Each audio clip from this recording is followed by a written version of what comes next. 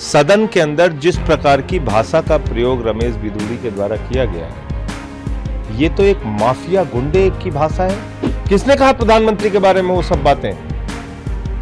तो इसलिए दानिश अली का जो जिस प्रकार से अपमान सदन के अंदर किया गया है, वो इस देश के जो तमाम विपक्ष के सांसद हैं जो सरकार के खिलाफ आवाज उठाते रहते हैं, उन सब का अपमान है। देखिए, मैं तो पहले से कहता आ रहा हूं और हमारी पार्टी ये बात बार बार कहती है कि भारतीय जनता पार्टी लुच्चों, लफंगों और गुंडों की पार्टी है। तो गुंडागर्दी कर रहे हैं लोग।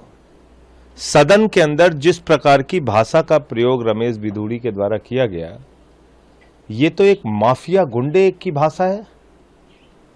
आप एक सम्मानित सांसद को जो लोकसभा में चुनकर आया है, लाखों जनता ने उसको चुन के भेजा है, आपने उस सांसद को वहां आतंकवादी कह दिया, गाली दे दी, ऐसे शब्द का इस्तेमाल कर दिया जो मैं आपको बोल नहीं सकता।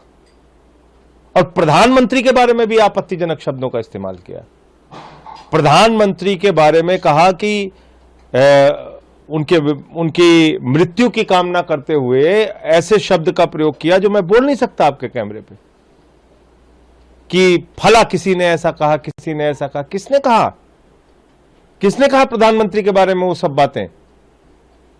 तो इसलिए दानिश अली का जो जिस प्रकार से अपमान सदन के अंदर किया गया है, वो इस देश के जो तमाम विपक्ष के सांसद हैं जो सरकार के खिलाफ आवाज उठाते रहते हैं, उन सब का अपमान है।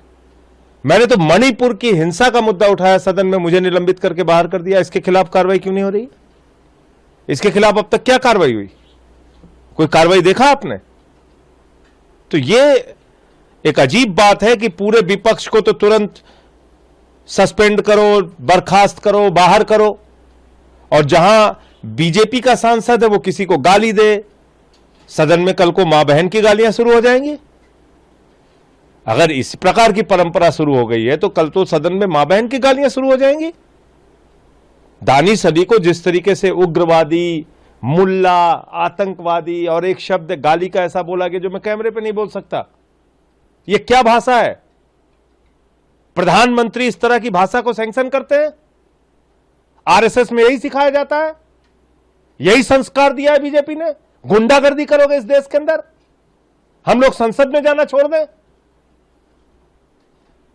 तो यह बहुत ज्यादा आपत्तिजनक है। अगर ओम बिरला जी में जरा सी भी नैतिकता है तो इस सांसद के खिलाफ कार्रवाई होनी चाहिए।